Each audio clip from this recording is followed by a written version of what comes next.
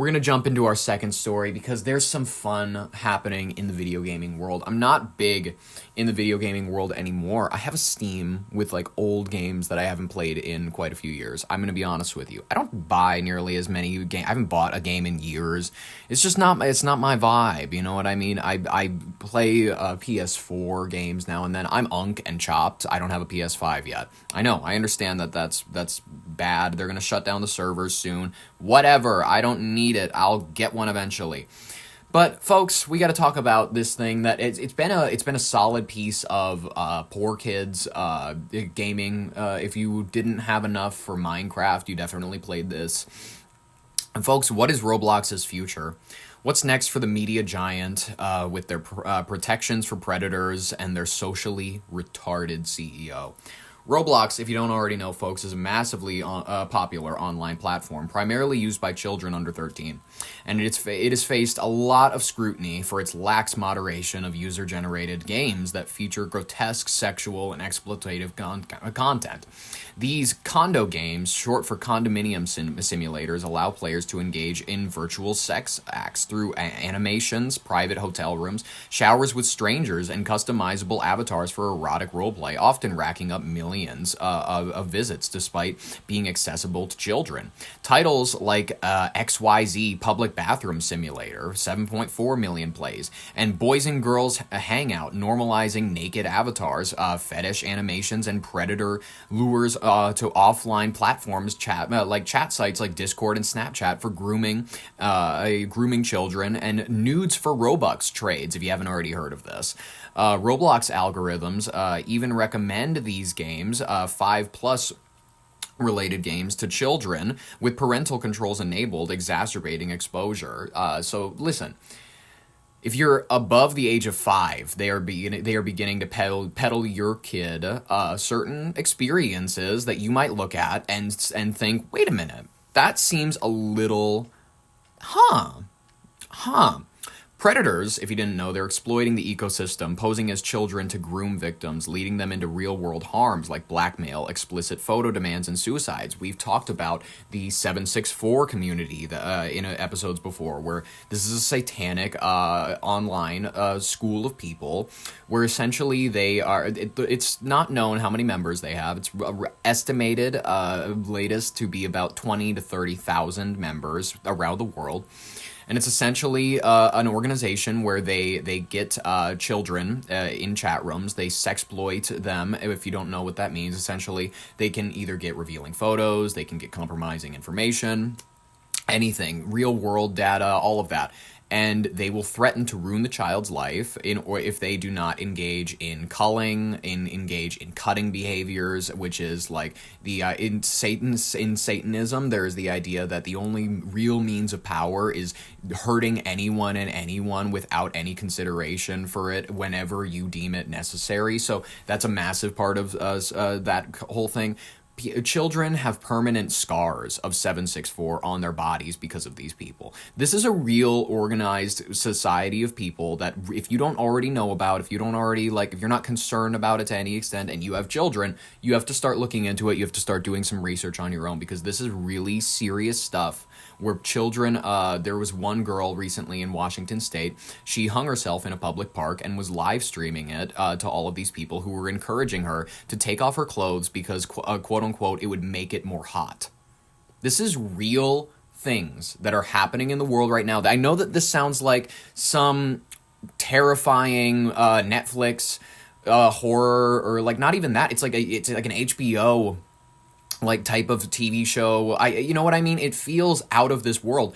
These are things that are like, they could happen in your own home. They could happen in your own home, and you have to be absolutely careful of that. There's already multiple lawsuits detailing cases where children were targeted in these games, with one Texas mother alleging that her son was groomed on Roblox before dying of suicide. Roblox claims that robust AI moderation of over 1 billion annual reviews catch most of these things, but critics argue that it prioritizes profits, generating billions via microtransactions over safety, allowing allowing sex games to persist while ignoring reports.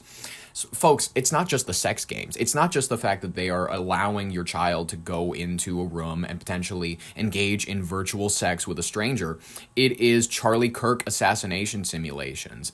Which, like, listen, a lot of people will hear that and they'll go, that's funny. That's like, because it is. It's a little funny. It's funny, the idea that some person out there would have the idea of, like, I'm going to make a virtual simulator where essentially you kill Charlie Kirk. That is bizarre, and there's skins out there. Okay, so everybody knows that there is, like, online microtransaction platforms where, say that you have your little in-game character and you want to buy them new shirts, you want to buy them, like, new things to dress them up in, new faces, all that stuff. Roblox has this system where essentially off of everything that their community makes, you're a creator in this space and you take an image and you put it on a t-shirt and you put it on their website and you sell it. Essentially, you will attain about 70% of that transaction. They'll skim off the top 30% of that microtransaction.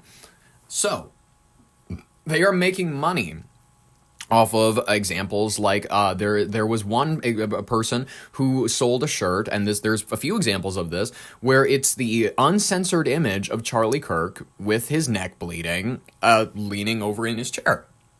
And they're just out there and available for your child to wear, or for your child to encounter someone wearing this out in one of these games. You know what I mean? It's worrisome.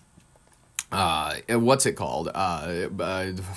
Generating billions via microtransactions. This is terrifying. Enter the vigilantes, independent users like YouTuber Schlepp, if you're not familiar with this case. He spent years infiltrating condo games, posing as minors to expose groomers, resulting in 6 arrests and 1 conviction. Groups like row chatters and pedophile poachers reported findings to police, amassing viral exposés on persistent predatory servers.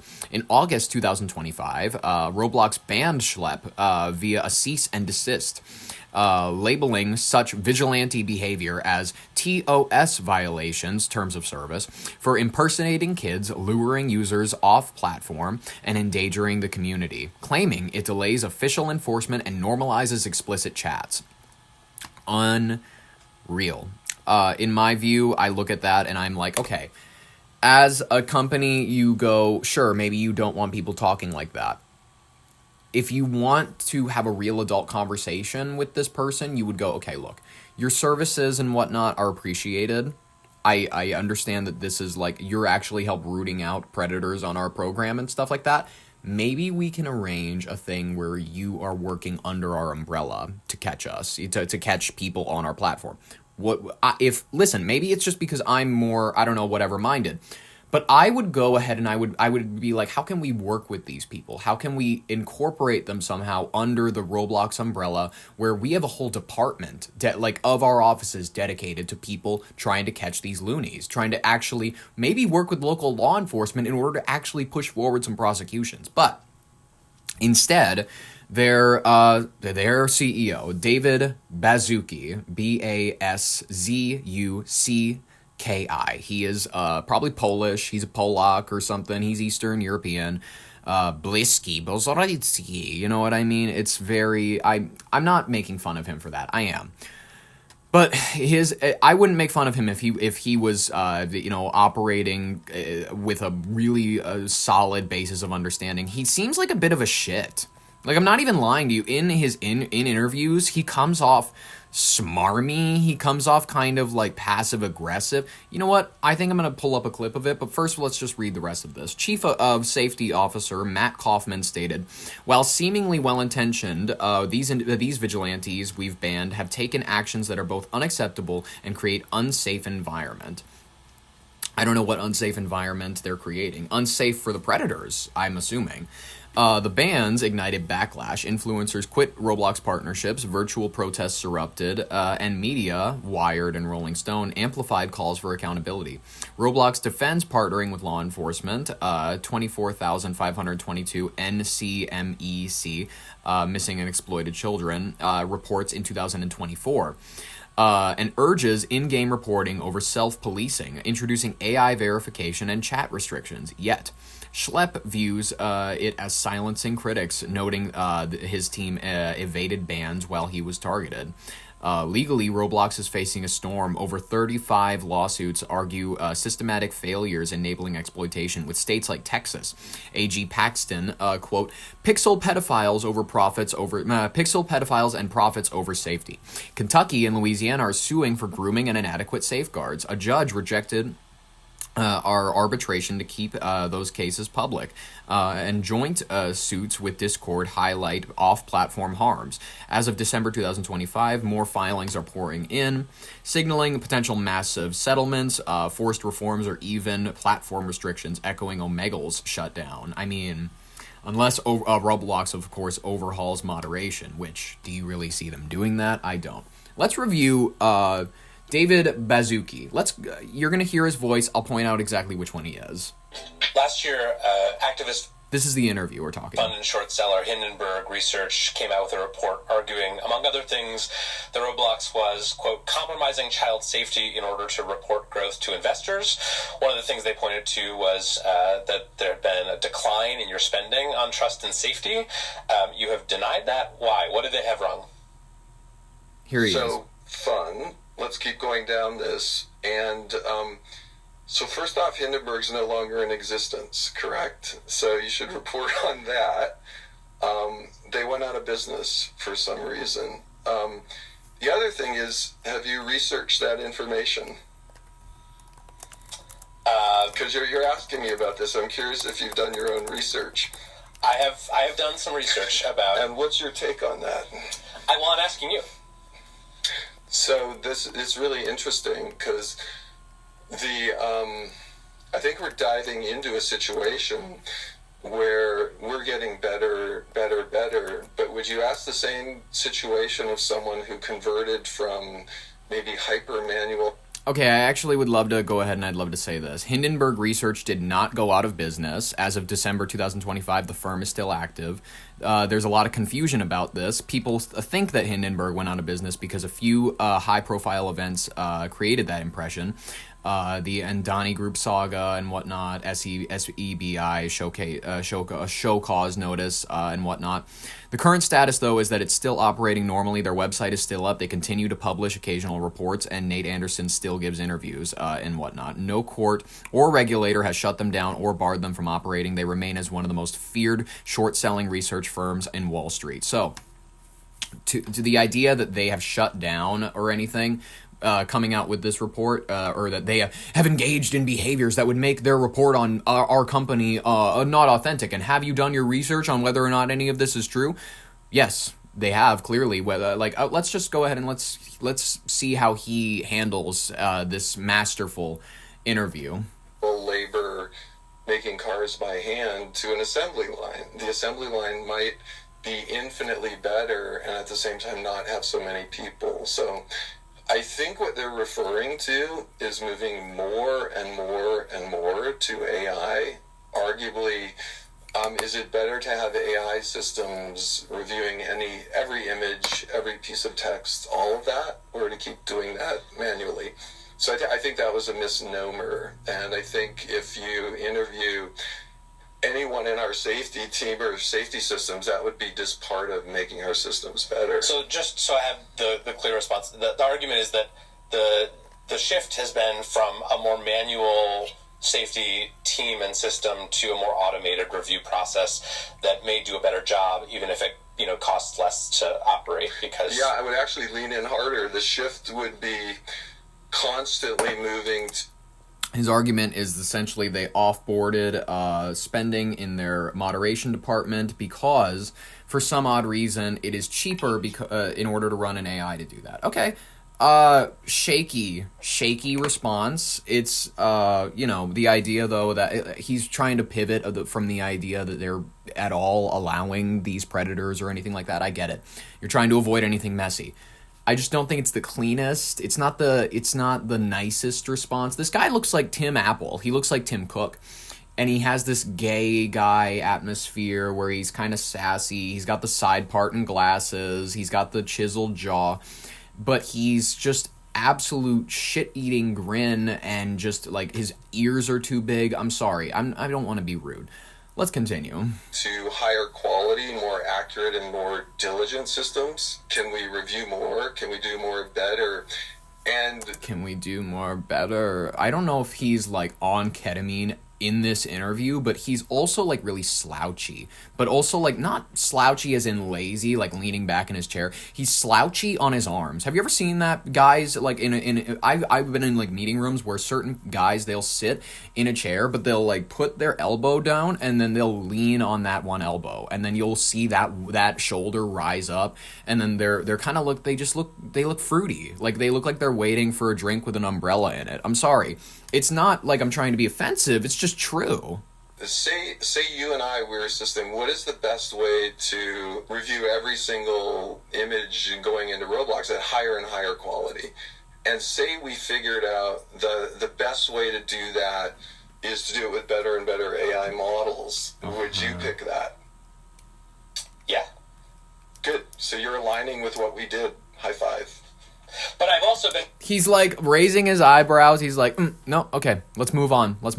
Enough of this. You agree with us. You agree with our decision. That's it. Covering social networks. Thank you for supporting our Roblox decision matrix. I also remember 15 years ago I'm so glad you guys are aligned with the way we won Roblox. Right. I also remember 15 years ago when Mark Zuckerberg was saying... Is this a stealth interview where actually you love everything we're doing and you're here to stealthily support it? We were told you wanted to come in and talk about your new age-gating technology, so we thought we'd get into it. Let me just say this.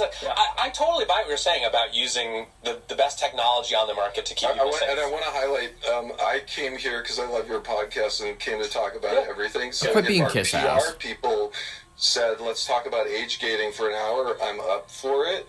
But I love your I thought I came here to talk about everything. Got it. Oh yeah, we're going to talk about steal a brain rot too. That's part of my plan here too. But just to finish the thought, like I Casey and I both covered social networks back in the 2010s when it was very popular for people like Mark Zuckerberg to say, oh, we're going to use AI to solve all of our content moderation. It's going to take down everything that's scammy or false, and we won't need these people anymore. And investors love that. And then they tried to do that, and they found that actually, the systems weren't that reliable yet, and maybe they were taking down too much content, or maybe they were missing stuff. Yeah, and when it comes to Facebook, they're not limiting chat rooms nearly as much as Roblox needs to personally limit chat rooms. So if you think that and also Facebook, I'm sorry to say it, it's losing viewers every day, it's losing users every day. Eventually, it's just going to be a big funeral home. Like, it's going to be a big thing where you can go, oh yeah, there's my aunt, she died back in 2030. Oh, there's my mom. We lost her however many years ago. There's my dad. Oh, shoot, That's what Facebook's going to be in a couple years because everybody who uses it is dying, and it's sad, but it's exactly what's happening. You know what I mean? It's losing actual traction, and if Facebook itself was telling you, I don't think that the amount of posts that are coming onto our platform, we can't moderate, we can't sift through all that. Roblox has to go through chat rooms. It has to go through like the chats that are happening in the game that you are in. It has to do such a bigger net in order to catch things. If you think that Facebook couldn't do it with all AI, if you think that they had them cutting people, their actual team that moderates and whatnot, not having actual human eyes going through this stuff, if you thought their way of doing it was going to be a good model to follow, it's going to go just as poorly for you. So I don't understand his defense here because it's kind of making him look stupid. I mean, look at all these social networking companies. Like, go to 2016, for example, which is a reliance on automation and whatever. We've seen a lot of things where not being on top of what's going on in your company and these algorithms leads to a lot of weird dystopianness as well. So I think we saw in 2016 those algorithms got a little kind of into an... Whatever. Okay, that's enough of you. I've had enough. He doesn't say anything of interest. It's a 38-minute interview, by the way, everybody. It's a tense interview, but according to the thumbnail, so I think you should watch it if you would like to. Make your own opinion about the Roblox CEO. I don't find him to be trustworthy. I wouldn't invite him to dinner.